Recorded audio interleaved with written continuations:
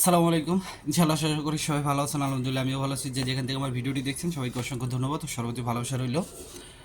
আজকে আপনাদের জন্য একটা ইন্টারেস্টিং বিষয়, যদি আল্লাহ এই বিষয়টা করে তাহলে আপনাদের জন্য হয়তো অনেক ভালো হবে। আপনারা যারা ভুক্তভোগী আছেন, যেহেতু 23-24-এর যাদের 1 বছর 1.5 বছর হয়ে গেছে এখন যদি কোনো সুরাহা হয় না আপনাদের ভিসার, তো তাদের জন্য এটা আমি মনে করি যে হিউজ পরিমাণ সুখবর।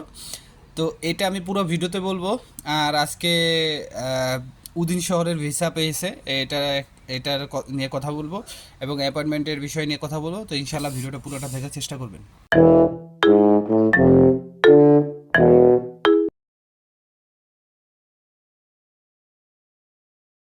তো সব কিছুর জন্য আলহামদুলিল্লাহ। প্রথমেই আমি একটু অ্যাপয়েন্টমেন্টের বিষয়ে বলি। গতকালকে আমি আপনাদেরকে বলছিলাম যে এই যে মাসটা রানিং মাসটা চলতেছে মে মাস, এই মাসে হচ্ছে অ্যাপয়েন্টমেন্টের ডেটগুলি দিতেছে।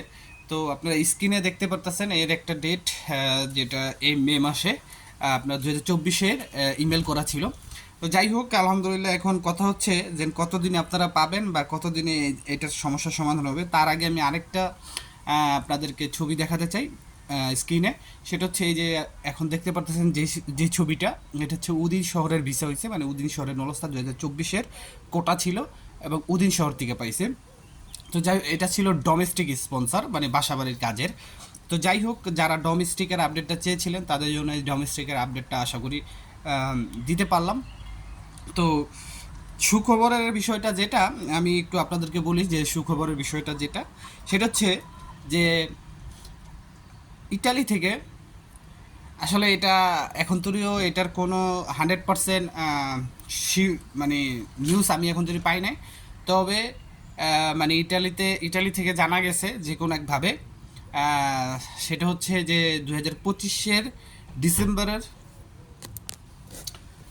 2025-এর ডিসেম্বরের 31 তারিখের ভিতরে আপনাদের যে সমস্যা আছে সেই সমস্যার সমাধান হয়ে যাবে, এরকম একটা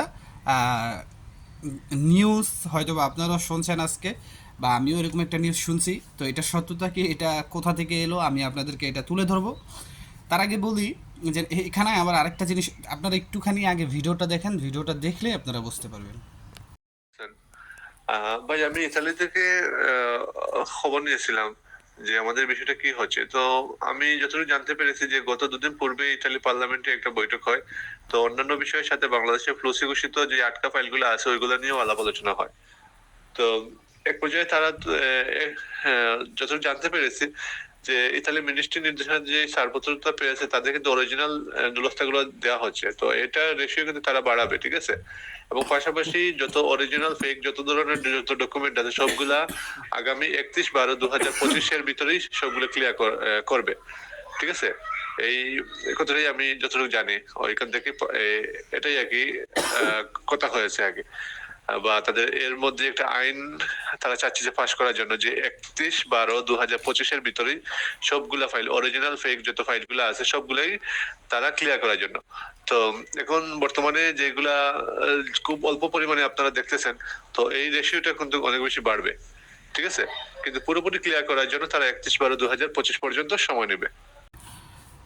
আপনারা ভিডিওটা শুনছেন, তো শোনার পরে এখানে তিনি কিন্তু বলেই দিছে যে ইতালিতে কথা হয়েছে। এর আগে আমরা 2 দিন আগে দেখছি ইতালির পার্লামেন্টে কিন্তু 60,000 যে ভুক্তভোগী এদের বিষয়ে কথা হয়েছে, নানান বিষয়ে কথা হয়েছে। দেখেন এখন কথা হচ্ছে, মানে মানুষ এখন আমাদের বাংলাদেশের প্রেক্ষাপটে আপনি আহ, কোনো বিষয়কেই একটা সমাধানমূলক কিছু বলতে পারবেন না। কারণ এখন বাংলাদেশে অভ্যন্তরীণ বিষয়টা হচ্ছে, আমি একটু যদি বলি, এখানে কোনো রাজনৈতিক পেঁচাল পিডনের আমার কোনো দরকার নাই। তারপর আমি বলি আসলে শাক দিয়ে মাছ ঢাকার মানে কালচার এখন বাংলাদেশে আগেও ছিল, এখনও চলতেছে শাক দিয়ে মাছ ঢাকার কালচার। তো সেই কালচারে আপনাদেরকেও ব্যবহার করা হইব বা হচ্ছে এরকমটাই। আপনি দেখেন বাংলাদেশকে আপনার রেড জোনে দিয়ে দিল, বাংলাদেশ এইখান থেকে অবৈধ লোক ধইরা পাঠাই দিতেছে।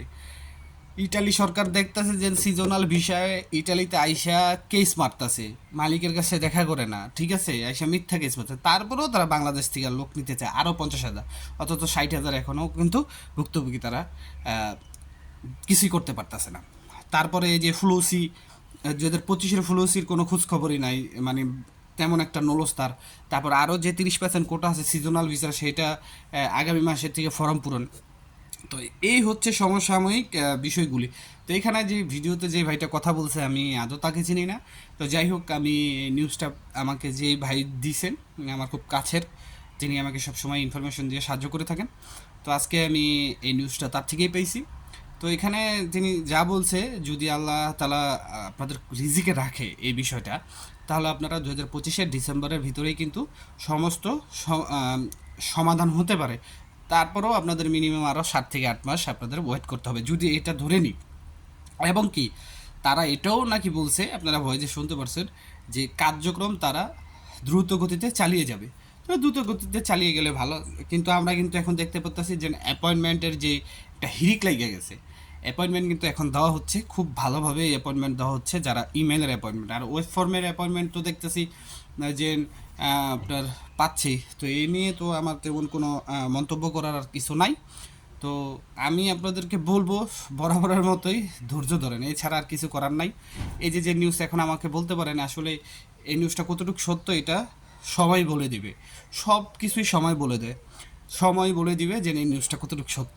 তো একটু বেশি বেশি শেয়ার করেন, সবাই ভালো থাকবেন, আমার জন্য দোয়া করবেন, সবার জন্য দোয়া রইল। আসসালামু আলাইকুম, আল্লাহ হাফিজ।